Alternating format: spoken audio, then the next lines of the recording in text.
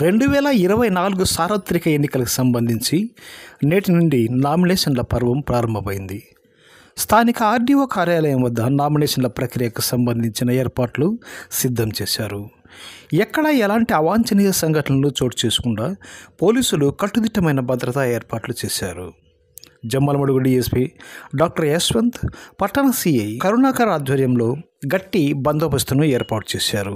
నామినేషన్లో భాగంగా తొలి నామినేషన్ మైలవరం మండలం దన్నవాడ గ్రామానికి చెందిన అల్లె ప్రభావతి స్వతంత్ర అభ్యర్థిగా నామినేషన్ దాఖలు చేశారు. ఆ తర్వాత భారతీయ జనతా పార్టీ అభ్యర్థి శ్రీ ఆదినారాయణ రెడ్డి సతీమణి అరుణమ్మ బీజేపీ అభ్యర్థి తరపున తొలి నామినేషన్ సెట్ను దాఖలు చేశారు. నామినేషన్ అనంతరం స్వతంత్ర అభ్యర్థి అల్లె ప్రభావతి మీడియాతో మాట్లాడుతూ జమ్మలమడుగు ఇండిపెండెంట్ అభ్యర్థిగా పోటీ చేయడం జరిగింది. ఫస్ట్ తొలి నామినేషన్ మందే. 2001 సంవత్సరంలో ఎంపీపీగా జూలై 21వ తేదీ ఎంపీపీగా ప్రమాణం చేసి ప్రజల్లోకి వచ్చాను. ఆ రోజు నుంచి ప్రజల్లోకి వచ్చిన తర్వాత ప్రజలకు సేవ చేయాలి, ప్రజల్లో ఒక తల్లిగా, ఒక అక్కగా, ఒక సేవ చేయాలనే ఒక దృక్పథంతో మా ఆయన ఆశీస్సులతో పనిచేయడం జరిగింది. అదే దృక్పథంతో 2009లో కూడా రాజశేఖర రెడ్డి గారు నన్ను అడిగారు, ఏమ్మా పోటీ చేస్తావా అని. కానీ ఆ రోజు ఆ విధంగా ఆలోచనలో లేను కాబట్టి మీ ఇష్టం అన్నా అని అప్పుడు సలుకోవడం జరిగింది. తర్వాత జిల్లా పరిషత్ చైర్మన్గా కూడా దగ్గరికి వచ్చే అవకాశం వెళ్ళిపోయింది.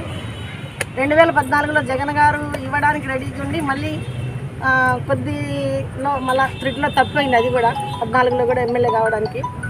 2019లో కూడా బాగా పోరాడాను, మీ అందరికీ తెలిసిన విషయమే.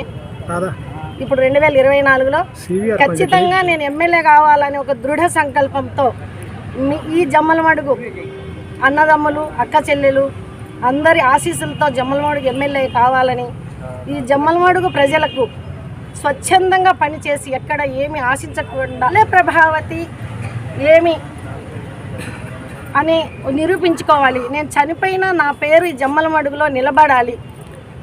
ప్రజలకు ఏ సమస్య వచ్చినా, నా అన్నదమ్ములకు, నా అక్కదమ్ములకు, నా అక్క చెల్లెళ్లకు, యూత్కు, నా కొడుకు లాంటి యూత్కు అందరికీ న్యాయం చేయాలని చేసి ప్రజల్లో దగ్గర కావాలనేదే నా కోరిక.